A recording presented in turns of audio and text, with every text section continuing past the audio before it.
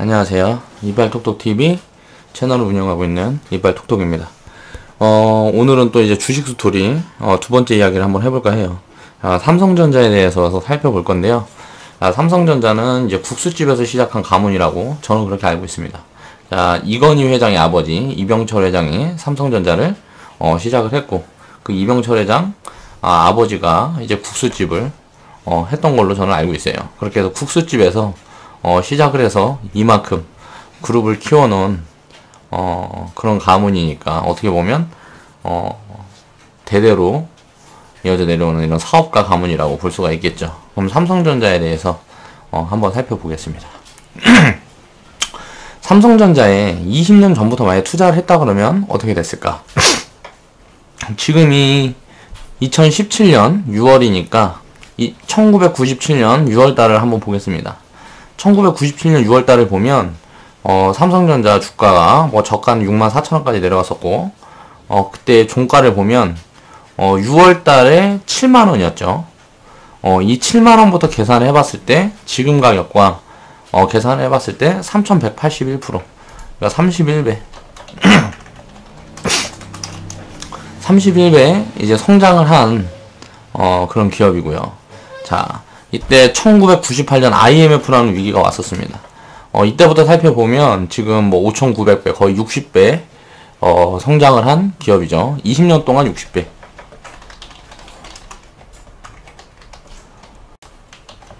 자, 2008년 금융위기 때 그때 보면 이제 40만 원까지 폭락을 했었던 시기가 있었습니다. 이렇게 대형 악재가 있었을 때 그 구간에 이제 진입을 했다 그래도 지금 10년 만에 거의 400%의 수익을 만들어낼 수 있었던 그만큼 성장을 한 기업이에요. 물론 이 성장률은 그렇게 20년 동안 가장 큰 기업은 아니에요. 삼성전자라는 기업이 이미 그때도 대기업이었기 때문에. 그런데 이제 이렇게 보면 대기업이 이 정도 성장을 했을 때 아예 이때 중소형 기업이었던 그런 기업들은 이 성장폭이 훨씬 더 컸겠죠. 그런데 이 삼성전자를 놓고 봐도 이런 어마어마한 수익률을 만들어주고 이 수익을 만약에 복리로 누리게 됐다 그러면 어떤 결과를 만들어줬을까를 살펴보겠습니다. 이제 삼성 가문은 일단 한국을 대표하는 가문이죠. 예, 그룹만 봐도 삼성물산, 삼성 SDI, 삼성 이름이 들어가는 그 기업들만 나열해도 그 시가총액만 합한다 그래도 거의 우리나라 거의 가진 돈의 한 10분의 1은 되지 않을까 그런 생각을 해봅니다. 그리고 이제 이 삼성을 보면 이제 우리나라 대표하는 가문인데 다른 나라 스웨덴을 대표하는 그 가문과 비교를 해본다 그랬을 때는 좀 아쉬운 점이 있어요. 뭐냐 그러면 이제 스웨덴을 대표하는 가문 같은 경우에는 금융투자로 어마어마한 재산을 축적을 했습니다. 그러니까 주식 투자도 했을 거고 금 투자도 했을 거고 이런 거 저런 거 했겠죠. 그렇게 해서 이제 해외에서 어마어마한 자본을 벌어들여서 나라에 갖고 와서 국가에 재투자를 했어요. 스웨덴에 재투자를 하다 보니까 스웨덴은 유동성이 공급이 되는 거죠. 그래서 돈이 스웨덴 자체 내에서 돌게 되면서 스웨덴 국민들의 삶의 질을 끌어올렸고, 이런 것들을 가지고 이제 이 재단이 이 가문이 국가와 협의를 잘해서 이 복지 정책들도 많이 만들어가고, 과거에는 이제 스웨덴 같은 나라도 우리나라랑 똑같이 하루에 15시간 일하고 이렇게 일을 하면서 그렇게 살던 나라였어요. 근데 지금 모습을 보면 완전히 과거와는 180도 변해 있다는 거예요. 아이를 키우기 가장 좋은 나라가 이제 스웨덴이라 그러고, KBS에서도 보니까 이런 부분들을 이제 방송을 많이 하고 하더라고요. 저도 이제 거기에서 보고 참 부럽다는 생각을 많이 했는데, 아직 우리나라 기업들은 이 정도의 인식을 가지고 있지 못해요. 내가 어차피 먹고 사는데 쓰는 돈은 한정돼 있고, 그 남은 돈을 이제 대물림을 하는 그 용도로만 이제 사용을 하고 있다 보니까, 그런 부분들이 좀 많이 아쉬운 것 같아요. 우리나라를 대표하는 삼성 같은 경우에는 국가에 재투자하는 것보다 이제 부를 키워가는 데 집중을 하고, 그렇게 하다 보니까 이제 가문의 힘만 점점 더 커지고 있죠. 그러면서 이제 양극화,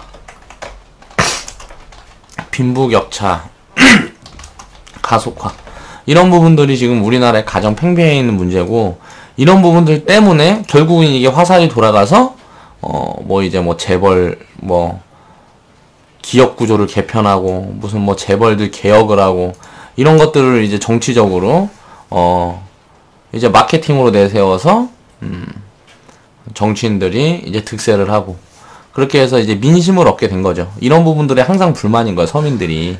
이렇게 해서 이런 부분들의 불만이니까 이런 부분들을 부추겨서 인기를 얻고, 그 인기로 이제 나라의 살림을 맡아 하면서 이제 제약을 가하는 그런 상황까지 오면서, 어떻게 보면 이런 재벌들과의 그 서민들과의 관계가 이게 스웨덴처럼 우호적으로 간 게 아니고 극단적으로 치닫고 있다라고 지금 볼 수가 있겠습니다, 우리나라 같은 경우는.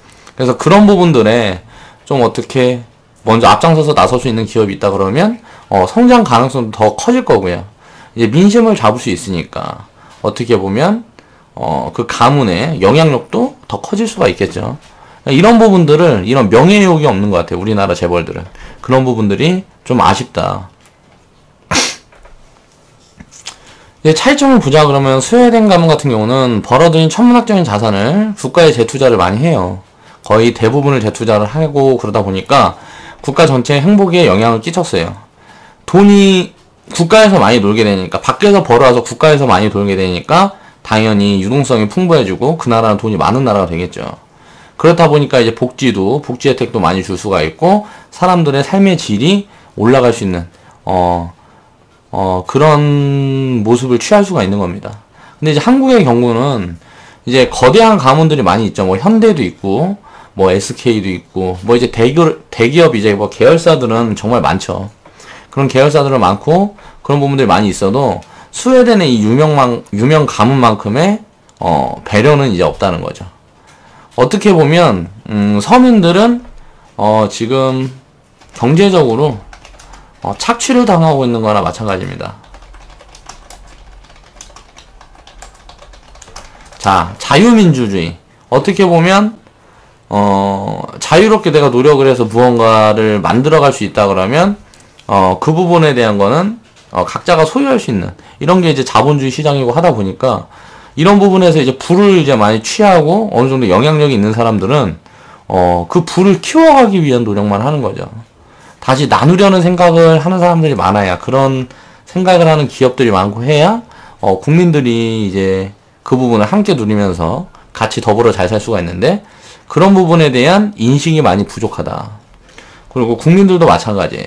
이제 언론에 맨날 휘둘리면서 경제인식이 부족하고 자기 스스로 자기를 이제 한정 짓는 사람들이 많아요. 나는 여기까지밖에 못하는 사람이야. 나는 무언가를 하려고 그러기보다 지금 월급 받던 거 여기에 만족하고 살려고 자기 자신을 꾹꾹 누르고 살아가는 사람들이 대부분이죠, 서민들은. 이런 시스템적인 부분이 어떻게 보면 어려서부터 그렇게 배우고 자랐기 때문에 세뇌 교육을 받은 거나 다름이 없어요. 너희는 노동자로 살아라, 이렇게 세뇌 교육을 받은 거나 다름이 없기 때문에, 이런 부분의 교육 부분이 개선이 되지 않는다 그러면 그 세뇌 교육을 받고 자라는 자식들은 다시 자식들한테 그 세뇌 교육을 또 하게 되고요. 또 그 자녀들은 또 그 세뇌 교육을 받게 되고, 그렇다 보면 이제 과거의 노비나 뭐 다를 게 없습니다. 이런 부분들을 인식을 해야 된다. 우리가 대학을 가고 공부를 하고 하는 부분들을 생각을 해봤을 때, 내가 무언가를 주도를 하기 위해서 대학을 가는 게 아니에요. 좋은 기업에 취직하기 위해서. 어딘가 남의 밑에 그 사람의 일꾼으로 일을 하기 위해서 우리는 대학을 가려고 노력을 합니다. 좋은 대학 나와서 취직을 하는 게 아니고, 내가 무언가 사업을 한다 그러면 모두 뜯어 말리죠. 야, 그런 위험한 걸 왜 하려고 그러냐. 어디 들어가서 그 누구 밑에서 일하면 너는 그거보다 더 좋은 대우를 받을 수 있고 위험성도 많이 주는데 그런 일들을 왜 네가 하려고 그러냐 라는 이야기들을 많이 하고 하다 보니까 다들 그런 식으로 인식이 많이 빠져 있어요. 저도 주변에 이제 사람들을 만나고 하면 똑똑한 사람이면 똑똑한 사람일수록 거의 누구 밑에 들어가려 해요. 그러니까 위험을 감수하려 하지 않는다는 거죠. 그러니까 이런 근성적인 부분들이, 좀 창의적인 부분들이 많이 결여되어 있고 하다 보니까 어떻게 보면 한국의 미래가 점점 암울해지는 거다라는 생각을 합니다. 그래서 경제인식이, 국민들의 경제인식이 깨어 있어야 된다고 저는 생각을 하는 사람이고, 실패를 하더라도 무조건 많이 부딪혀야 젊은 시기가 지나가면 그 실패를 감당할 수 있는 많은 부분들이 사라져요. 저는 진짜 대학을 가지 않더라도 10대 중반, 10대 후반부터 사회생활을 경험하는 게 그 사람 인생에서 굉장히 큰 도움이 된다고 생각을 합니다. 저도 그렇게 살아왔고 하다 보니까 어디 가서 누군가와 이야기를 하고 하다 보면 생각의 차이를 많이 느끼게 돼요. 대부분의 사람들이 익숙해져 있어요. 그 일꾼으로 일하는 거에 굉장히 익숙해져 있다고. 그리고 우리나라 기업들은 무언가 자유를 주지 않아요. 일을 함에 있어서 무슨 창의력을 발휘하고 그 사람이 주도를 해서 무언가 하기를 바라지 않아요. 위에서 이렇게 이야기하면 거기에 복종해서 따라가는 것만 이제 강요를 하고 시스템들이 다 그렇게 기업들이 그렇게 갖춰져 있기 때문에 능률이 오르지 않죠. 이런 부분들이 좀 굉장히 좀 문제다. 라는 생각을 합니다. 그러니까 서민들은 인생이 변화되기 위해서는 이제 경제인식이 머릿속에 자리 잡혀야 되고요. 그런 부분을 위해서 우리 이빨똑똑 TV라는 우리 그 유튜브 채널에서는 제가 그런 부분들을 좀 중점적으로 많이 다루면서 이야기를 하고 있죠. 이제 자유를 구속하게 되면 공산주의 사상이 되죠. 그러니까 이런 경제에 대한 자유를 구속할 수가 없습니다. 법적으로도 그렇고 그거는 안 되는 거예요. 그러면 스스로 이렇게 내려놓을 수 있는 사람들이 많이 나와야 세상이 좀 좋아진다. 그런데 이제 가진 자들이 그렇게 해야 되는데 그런 부분들이 많이 결여돼 있어서 우리나라는 조금 아쉬운 부분이 있다라는 생각을 합니다. 자, 그럼 이 삼성 같은 기업이 있는데 왜 이 사람들은 이렇게 돈을 많이 버는데 우리 서민들은 그렇게 돈을 벌 수가 없을까? 라는 부분들을 한번 짚어보겠습니다. 자, 만약에 20년 동안 삼성전자의 직원이었던 사람이 있었다 그러면 이 사람들 중에서 상류층에 갈 수 있는 프로테이지는 얼마나 될까요? 상류층으로 이제 갈 수 있는 프로테이지는 거의 1%가 채 되지 않을 거예요. 직원으로 시작해서 상류층까지 올라갈 수 있는 사람들은 뭐 인맥이 있고 뭐 하지 않은 사람들은 내가 만약에 일을 하던 그 회사가 굉장히 성장을 해도 나는 그 자리에 항상 머물러 있어요. 같이 성장을 할 수가 없어요. 그 이유가 뭐할까? 그 회사의 주인이 아니기 때문에 그렇습니다. 그러니까 주인의식을 가져야 된다. 이게 저는 맹점이라고 생각합니다. 그래서 삼성전자에 만약에 직원인데 처음에 취직을 하고 거기서 일을 하면서 이 삼성이라는 이 그룹이 이 삼성전자가 만약에 내 회사라고 생각을 하고 자 월급을 만약에 내가 100만 원이었어요. 월급이 월급이 100만 원이었다 그러면 내 생활비 뭐 하고 빼고 그 중에 이제 뭐 내 여행 경비라든가 뭐 이런저런 거 빼고 한 10% 정도는 저축을 할 수가 있잖아요.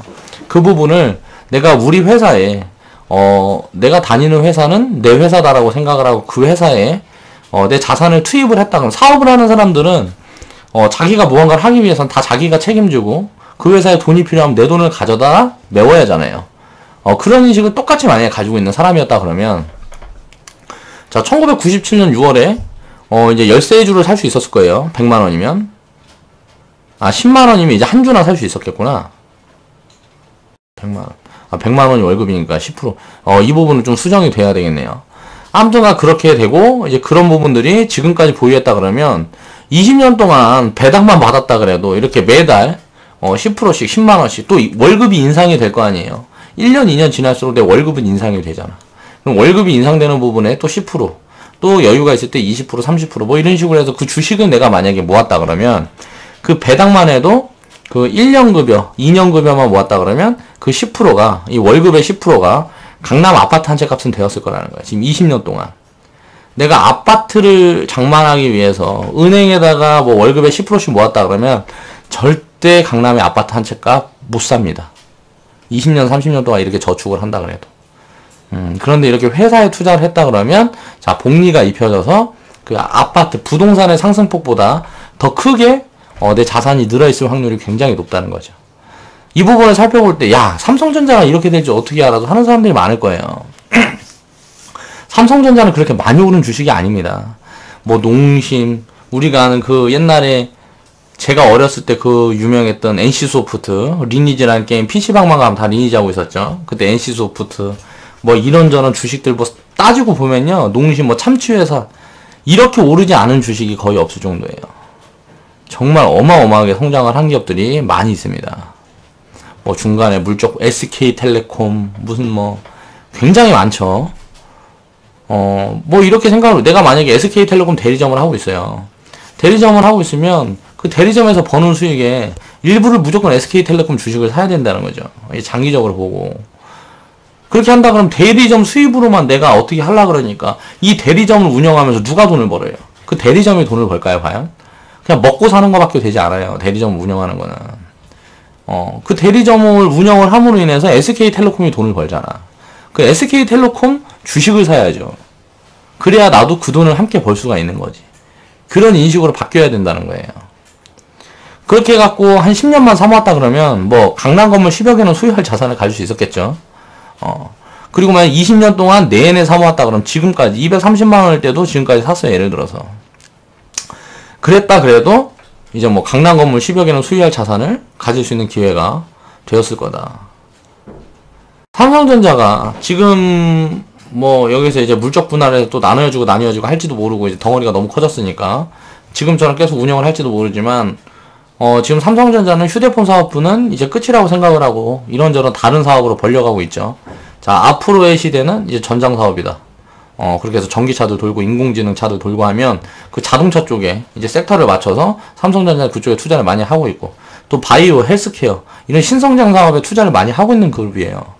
그러면 앞으로도 성장 가능성은 무궁무진하다고 볼 수 있다는 겁니다. 지금 당장은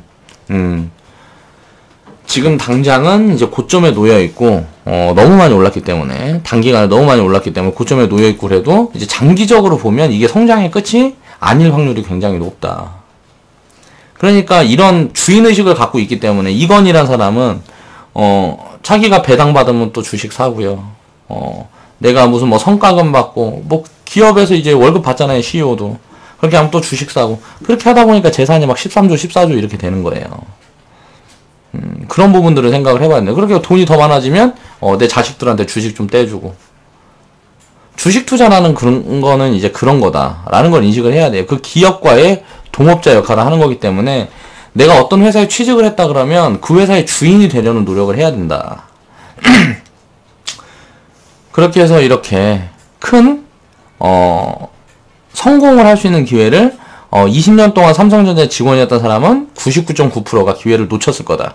0.1% 정도는 이런 방식으로 이제 투자를 진행한 사람이 있겠죠. 그렇게 해서 이제 배당을 만약에 받을 때마다 그 배당금을 다시 삼성전자 주식을 사고 또 배당을 받으면 또 삼성전자 주식 사고 월급을 또 저축하고 이렇게 해서 20대 중반에 삼성에 취직했던 사람은 이렇게 저축을 했다 그러면 그 사람은 이제 50대도 안 되는 나이에 한국의 상류층이 되어 있을 거라는 거죠. 미래에 대한 준비는 이런 식으로 무언가 투자를 해야지만 내가 갖출 수 있는 거고 이런 투자가 돼 있지 않았을 때는 노동력으로 인한 수입 노동으로 인한 수입으로 우리가 미래에 이제 앞으로 수명이 늘어나고 했으니까 나중에 살고 뭐하고 하려고 하면 노후 준비를 한다는 거는 불가능하다. 자본주의 사회에서 이런 부분들을 이제 인식을 하고 생각을 해봐야 됩니다. 여기에서 이제 뭐 요즘 뭐 내용들을 올리고 영상을 제작하고 하다 보면 이런 거에 대해서 딴지 거는 부분이 많아요. 제가 월급이 100만 원이면 10만 원을 투자하는 거죠. 그럼 한 주 반이죠. 한 주 반, 한 달에. 왜냐면은 이때 뭐 7만 원 이랬으니까. 1997년에. 그리고 내가 뭐 100만 원으로 계산해서 13주를 써놓은 거고, 이런 부분에 대한 거 계산 같은 부분은, 이제 영상을 이제 자료를 만들면서 내가 실수가 있었던 부분이에요. 너무 디테일하게 들어가지 말라고. 그러니까 그 근본적인 내가 무슨 이야기를 하고 싶은가 그 부분을 캐치를 해야 된다는 거죠. 덧글로 가끔 그런 글도 보이면 어떻게 보면 좀 우습기도 하고 자기가 안 해봤으니까 매일 제가 영상을 올리고 거의 매일 영상을 올리고 매일 준비를 하죠. 그런 부분들을 나 혼자 하고 있고 하기 때문에 뭐 직원이나 뭐하고 뭐 있고 내가 좀 준비를 해서 내가 지금 운영하고 있는 이 채널이 굉장히 큰 기업적으로 이렇게 맞춰져 있는 게 아니에요. 그렇다 보니까 그런 실수들은 항상 있을 수밖에 없습니다. 그런 모든 실수가 없게끔 내가 만약에 방송을 하고 그렇게 책임감 있고 하게 되면 이렇게 개인 채널을 운영하진 않겠죠. 그런 부분들은 그러니까 좀 이해를 해주셔야 돼.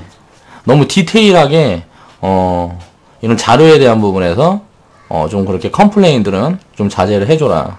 그냥 대충 뭘 실수했는지 보이잖아요. 그럼 그렇게 그냥 듣고 이해를 해주면 된다는 거지. 아무튼 그렇다.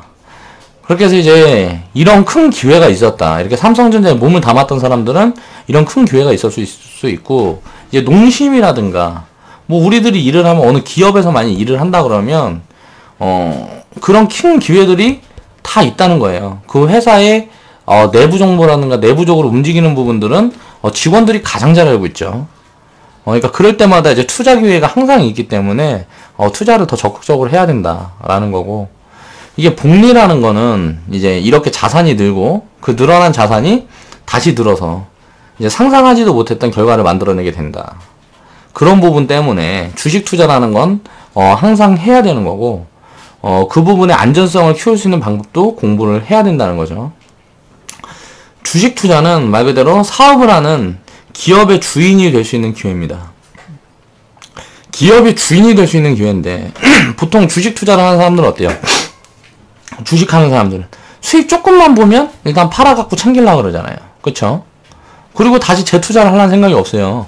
일단 수익 보면 팔아 챙기고 나중에 또 주식을 사더라도 샀다가 조금 오르면 팔고 뭐 이런 식으로 매매를 한다는 거죠.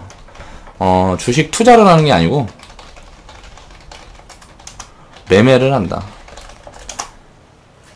그렇다 보니까 이렇게 매매를 하는 사람들이 단기적으로 이제 뭐 잔돈품 벌고 조금 하다 망하고 다 이러면서 계속 바뀌어가는 거, 로테이션이 되는 거죠. 그런데 이제 주식 투자는 그런 인식으로 접근하는 게 아니라는 거죠. 내가 만약에 사업체를 운영을 해요. 내가 자영업을 한다 그래도 치킨이 팔리다가 예를 들어서 뭐 한 달에 무슨 뭐 10,000마리 팔리다가 갑자기 어느 달 8,000마리 팔렸다고 내가 그 치킨집을 정리를 하나요? 그러지 않잖아요. 또 지금에서 뭐 될 것 같으면 처음에 투자하고 무언가 시작을 했을 때 어떤 생각으로 시작을 하고 어떤 생각으로 준비를 하고 거기에 대한 책임감이 어디까지 되어 있는지 그런 부분을 생각을 해보세요. 내가 어디 회사에 취직을 한다 그래도 요즘 취직 어렵다 하는데 그 회사에 취직을 해서 그 회사 주인처럼 일하는 사람이 얼마나 있을까요, 우리나라에? 그런 생각을 해봤을 때 처음부터 접근 방법 자체가 잘못되어 있다는 거예요. 주식 투자는 말 그대로 내가 주식을 샀으면 그 회사에 내가 주인이라고 생각할 수 있는 마음가짐을 가지고 있어야 됩니다. 그렇게 해서 또 그런 기회를 주는 게 주식 투자예요. 삼성전자를 주식을 내가 샀다 그러면 300만 원이면 그냥 한 주 살 수 있어요. 그런데 그 300만 원 가지고 내가 삼성전자 주인이 될 수 있는 길은 주식 투자 말고 그 어디에도 없습니다. 그런 부분들을 반드시 알고 있어야 되고 그렇게 생각을 하고 항상 투자를 해야 된다. 그렇게 해서 이제 이 기업이 주인이 될 수 있는 그 기회를 잡았다 그러면 이제 이 복리를 이해를 해야 되고요. 이걸 이해하고 있는 자만이 누릴 수 있는 기회가 된다는 거죠. 20년 전에 이제 7만 원이었던 삼성전자 주식이 IMF라는 위기에 4만 원이 됐었습니다. 잠시만요. 그렇게 해서 이제 세계 경제 위기가 있었으니까 삼성전자 주식이 빠진 게 아니고 우리나라 전체가 이제 디스카운트 된 시기였다고 보면 돼요. 그러다 보니까 이제 7만 원이었던 삼성전자 주식을 사모으던 이 직원이 만약에 IMF라는 위기 때 이제 위기감을 느껴서 심리적으로 이기지 못해서 40%의 손실을 보고 삼성전자 주식을 내다 팔았다 그러면 한 5개월, 6개월, 또 1년 이렇게 사 모으다가 이렇게 큰 손실을 보고 만약에 내다 팔았다 그러면 지금 20년이 지난 지금 이제 땅을 치고 후회하고 있을 가능성이 크다는 거죠. 그런 이야기들도 많이 들어요. 무슨 뭐 강남에 사셨던 분들 과거에 강남에 뭐 땅 좀 갖고 있고 뭐 하고 있다가 나중에 다 조금 오르니까 다 내다 팔고 지금은 땅 하나도 없고 그냥 먹고 쓰는데 그렇게 하다 보니까 지금은 되게 가난하게 산다. 그러면서 이제 뭐 하소연을 하시는 분들이 계신데 그건 이제 스스로의 잘못이죠. 스스로가 경제인식이 부족했으니까 그런 거잖아요. 그런 부분들을 생각을 해봐야 된다는 거예요. 투자라는 거는 항상 장기적으로 해야 되는 거고요. 저축도 장기적으로 해야 되는 거예요. 왜냐하면 내가 가진 게 없기 때문에. 가진 게 있다 그러면 사실 저축이고 투자고 할 필요가 없는지도 모릅니다. 내가 하고 싶은 거 하고 자기 성향에 따라서 내가 돈을 버는 목적이 있다 그러면 돈을 버는데 집중을 해야 되겠지만 그 목적이 분명하지 않다 그러면 어떻게 보면 돈을 버는 것 자체가 고통일 수가 있어요. 그러면 우리가 자신의 인생을 딱 돌아보면서 목표 수립을 해서 그냥 막 돈이 많으면 다 좋겠다 그러지만 진짜 정작 돈이 많은 사람들은 그렇게 생각하지 않을 가능성이 크다고 저는 봅니다. 왜냐하면 그 영향력이 크면 클수록 주변에 사람이 많고요. 주변에 사람이 굉장히 많게 되면 그만큼 힘들고 어려워요. 사는 것 자체가. 왜? 사람이라는 게 대부분 보면 이기적인 성향을 많이들 가지고 있기 때문에 그런 사람을 많이 대하면 대할수록 굉장히 정신적으로 피폐해지는 게 세상이지 않나 저는 그런 생각을 합니다. 그러니까 이런 부분들을 이제 생각을 해봤을 때 투자라는 거는 무조건 장기적으로 해야 된다는 거죠. 그리고 이런 과거의 데이터로 이런 부분들이 계속 증명이 되고 있다. 위기와 악재는 이제 항상 바꿔보면 기회가 되고요. 그 1년의 기회가 내 인생의 불을 결정지을 순간이 되기도 한다는 거죠.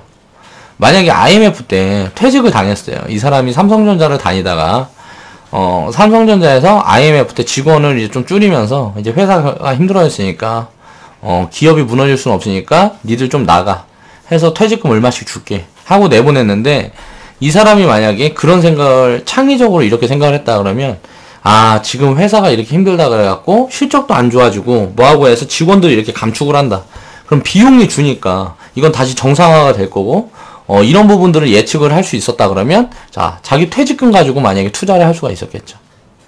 나는 회사에서 쫓겨났지만 난 이 회사의 주인이라고 생각을 해. 진짜 주인이 돼보자 하고 만약에 삼성전자에 투자를 했다면 어떻게 됐을까요? 마찬가지라는 거예요. 지금까지 20년 동안 가장 싼 구간에 이 사람은 투자를 할 수 있는 그런 해안을 가진 사람이 될 수 있었던 거예요. 이 IMF 때 이런 아무런 상황에 투자를 할 수 있었다 그러면 악재에 사고 호재에 팔아라. 그럼 지금쯤 팔았겠죠. 호재가 왔으니까.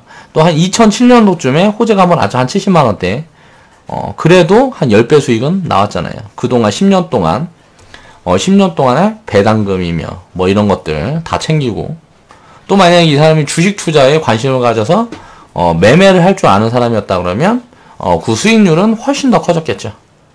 그러니까 이런저런 부분들을 살펴봤을 때 장기적인 관점으로 투자를 한다 그러면 기업에 대한 확신만 있다 그러면 그냥 어떤 기업이든지 오래 보유를 하고 오래 매매를 하고 하면 집중만 할 수 있다 그러면 그 기업에 집중만 할 수 있다면 나의 인생은 나의 자본적인 그 경제적인 인생은 굉장히 달라질 수 있다는 겁니다.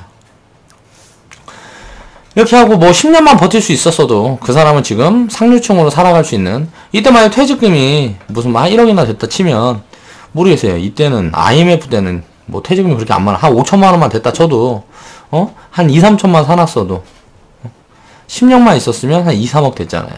그러면은 이렇게 해갖고 이때 호재가 있을 때 만약에 팔았다 그러면 만약 2008년 금융위기 때 또 폭락했을 때 그때 뭐 만약에 또 투자를 이때 해안을 가진 사람이었다 그러면 이때도 또 투자를 할 수 있었겠죠. 근데 만약에 투자를 못했다 그래도 뭐 부동산이든 뭐든 사놨을 거 아니에요. 내가 그만큼 여유로워졌으니까. 그런 악재 때 무언가를 하게 되면 항상 기회로 작용을 한다는 거죠. 그 어떤 걸 뭘 하더라도 이제 그렇게 보면 이제 만약에 이 사람이 이때 만약에 삼성전자 주식을 산 게 아니고 또 바꿔서 봤을 때 퇴직 후에 내가 뭐 할 게 없어. 그래서 내가 갖고 있는 돈 보니까 계산을 해보니까 한 뭐 5년 10년 살면 이거 가지고 그냥 한 5년 6년 살면 이제 남는 거 하나도 없을 것 같으니까 이제 불안하니까 뭔가 해야 될 것 같은데 이제 찾아보다가 남들 그냥 다 접근할 수 있는 치킨 프랜차이즈 같은 거 해서 만약에 망했다. 그러면 이 사람은 이제 인생이 끝나버리는 거예요. 물론 인생이 끝나버리는 건 아니죠. 또 무언가 할 수 있으니까. 사람은 절대 죽을 때까지 저는 기회가 온다고 생각을 합니다. 기회가 그렇게 쉽게 상실되지 않아요. 내가 아무리 암울한 상황에 놓여있다 그래도 정신만 바짝 차리고 내가 무언가 돌파구를 모색한다 그러면 그 돌파구는 분명히 나옵니다. 그러니까 지금 지금 힘든 처지에 처해 있는 사람들은 그런 생각들을 항상 하셨으면 좋겠고요. 이런 기회비용의 상실과 엄청난 리스크를 떠안게 되겠죠. 이런 사람들은 이런 순간에 선택이 잘못됐다 그러면. 그런데 이 사람이 왜 이렇게 선택을 했을까요? 이 IMF 때 이 기업에는 투자하지를 못하면서 왜 치킨 프랜차이즈를 하게 됐을까요? 그냥 간단하게 생각해봐도 치킨집 하는 것보다 삼성전자가 망하지 않을 확률이 훨씬 높잖아요. 치킨집이 망할 확률보다 삼성전자가 망할 확률이 훨씬 적다는 거죠. 그러면 삼성전자가 돈 버는 확률이 이 치킨집을 해서 돈 버는 것보다 훨씬 확률이 크다. 그럼 확률이 큰 쪽으로 자본을 투입하는 게 맞다는 거예요. 근데 이런 이성적인 판단을 할 수가 없어요. 사람이다 보니까. 그래서 그런 부분들이 항상 리스크로 오는 거고요. 이렇게 다들 생각하는 안전한 길이라는 게 어떻게 보면 가장 위험한 길이 될 수 있는 게 이제 세상이다. 그렇게 생각을 해봐야 되고. 이제 그렇게 본다 그러면 인생도 투자처럼 분산해서 생각해 볼 수 있는 마인드를 가질 수 있지 않을까.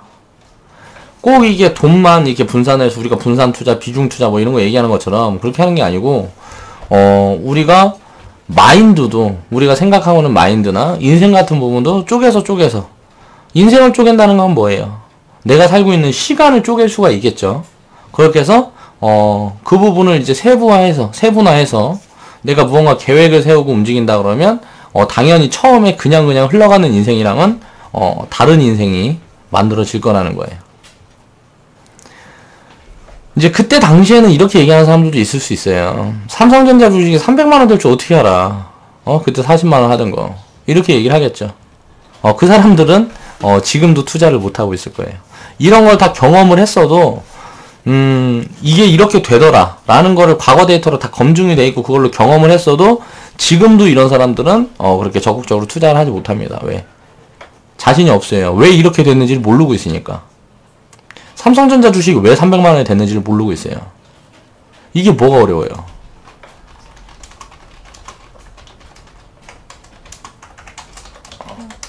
기업이 돈을 잘 버니까. 이렇게 돈을 잘 버는 기업을 장기적으로 사모으면 되잖아요. 그게 주식 투자예요. 그리고 이렇게 돈을 잘 벌 확률이 높은 기업들을 위주로 사모으면 되잖아요. 그러니까 투자라는 건 어떻게 보면 이렇게 간단한 거다라는 거를 좀 여러분들이 이 영상을 보시는 시청자분들이 알았으면 좋겠다는 취지에서 이런 스토리를 입혀서 영상도 만들고 하는 거니까요. 그럼 지금 이제 이 영상을 보고 있는 시청자분들이 소유하고 있는 주식이 미래에 어떤 기회를 만들어줄지 누가 알 수 있냐는 거예요. 아무도 모릅니다. 지금 우리가 보유하고 있는 주식이 어떻게 될지, 미래 10년 후에 20년 후에 어떻게 될지 아무도 몰라요. 그거는 그때 가서 확인을 해봐야 되는 거죠. 어떻게 확인해 본다? 이 기업에 계속 관심을 주면서, 사랑을 주면서, 돈을 더 벌면 더 벌수록 우리는 이 기업을 더 오래 보유하고 하면서 이제 그런 기회들을 우리가 우리 걸로 이제 만들어 가는 거죠.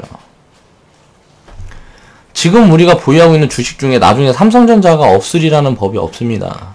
그러니까 그런 걸 생각을 하셔야 돼요. 이때 삼성전자를 기업 분석을 해봤다 그러면 굉장히 좋은 주식이었을 거예요. 그런 걸 생각을 해봐야 된다는 거죠. 그러니까 국수집에서 시작해서 삼성전자 같은, 삼성이라는 그 큰 네임밸류를 가진 그런 회사로 성장을 할 수 있는 게 세상입니다. 자본주의 시장은 한계가 없다. 근데 이 한계가 없는 걸 내가 누릴 수 있으려면 어떻게 해야 된다? 창의적인 사고를 해야 된다. 남들이 다 가르치고 남들이 다 하는 얘기만 반대로만 가면 세상은 성공한다고 저는 생각을 합니다. 남들이 하는 얘기대로만 하면 세상에선 패자가 돼요. 과거에 흥했던 거는 지금 시대에는 전부 몰락을 하게 돼요. 우리나라 제조업이 몇 년 전만 해도 흥했죠. 자, 몰락을 하게 돼요. 지금 중국의 제조업이 몰락을 할 길밖에, 이제 몰락을 뭐라 그래야 되지? 몰락을 할 수밖에 없는 처지에 취해 있어요. 중국에서 전 세계에서 기업들이 빠져나가고 있습니다. 왜 빠져나가고 있을까요? 중국에서 전 세계 기업들이 빠져나가고 있다. 인건비가 올라왔어. 이제 중국도 제조업에서 이제 뒤처지는 나라가 될 수밖에 없다는 거예요. 앞으로는 어디가 올라올까요? 그러면 올라올 수 있는 데는 베트남, 필리핀, 뭐 이런 동남아 국가들 이런 데서 이제 올라오겠죠. 인도도 지금 많이 올라와서 인도도 지금 좀 많이 올라와서 베트남, 필리핀 이제 나중에는 어디가 될까요? 아프리카. 이렇게 넘어갈 수밖에 없다는 거예요. 제조업은 점점 더 인건비가 싸고 또 이제 그 못 사는 나라로 갈 수밖에 없어요. 그러면 이 베트남 사람들, 필리핀 사람들은 과거에 우리나라처럼 이제 착취를 당하고 살게 되는 거예요. 그러면서 이 사람들도 경제인식이 올라오면 이제 유럽처럼 우리나라나 중국이 이제 유럽처럼 가게 되는 거고 그 유럽처럼 된 우리를 보면서 이제 베트남, 필리핀 뭐 이런 동남아 국가들 나중에 아프리카 국가들도 그렇게 따라오는 거고요. 그러다가 이제 무언가 특출난 누군가가 나온다든가 하게 되면 이제 이 상황이 유럽에서 역전이 되는 거겠죠. 중국이 유럽 국가들을 어떻게 보면 넘어서서 가진 자본이 더 많은 나라가 된 이유가 있겠죠. 분명히 뭐 인구 같은 부분도 있을 거고 땅덩이 같은 부분들도 있을 거고 그 기반이 제조업이었어요. 중국도. 근데 그 부분은 이제 끝난다. 앞으로는 우리나라는 기술에 의존을 해야 돼요. 이 기술이 이제 미국에 많이 처지죠. 그리고 유럽 국가들에 처지는 부분이 많이 있습니다. 근데 중국은 앞서고 있고 일본에도 처지죠. 이런 부분들이 이제 넘어서게 되면 당연히 우리나라가 크게 성장을 할 수 있을 거고 넘어서지 못한다 그래도 뒤만 잘 따라가고 있으면 망할 일은 없겠죠. 이렇게 세상은 항상 다 이게 연결이 돼서 돌고 돌기 때문에 그런 부분들로 인해서 어느 정도는 예측을 해볼 수가 있다. 삼성이라는 기업은 어떻게 보면 시대를 잘 만난 걸 수도 있어요. 삼성보다는 어떻게 보면 현대 같은 경우가 시대를 잘 만난 게 아닌가 하는 생각을 하는데 이제 삼성 같은 경우도 그렇게 해서 국수집부터 그렇게 작은 사업을 하던 회사가 이렇게 성장을 한 거다. 그럼 우리도 지금 이 순간에는 보잘것없이 어떻게 보면 한국에서 뭐 전 세계적으로 보면 보잘것없는 영향력을 가지고 있는 사람일지 모르지만 나중에 자산을 어떻게 키워가고 어떻게 누리게 되면 어떤 영향력을 발휘할 수 있는 사람으로 변화할 수 있을지 모른다는 거예요. 그런 기회는 이제 스스로 잡아야 된다.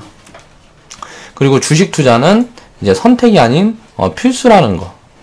그래서 그런 부분에 대한 걸 잘 좀 깨우치셨으면 하는 마음이 있습니다. 좌측 하단에 보시면 추천 마크 있어요. 추천 마크 클릭해 주시고요. 광고는 무조건 보는 걸로 이렇게 열심히 자료를 준비를 하고 또 내가 그에 대한 이야기를 내 창의력을 덧붙여서 여러분들에게 좋은 영향을 끼쳐 드렸으니까 그에 대한 보답으로 전 광고 수익 정도는 좀 누려보겠습니다.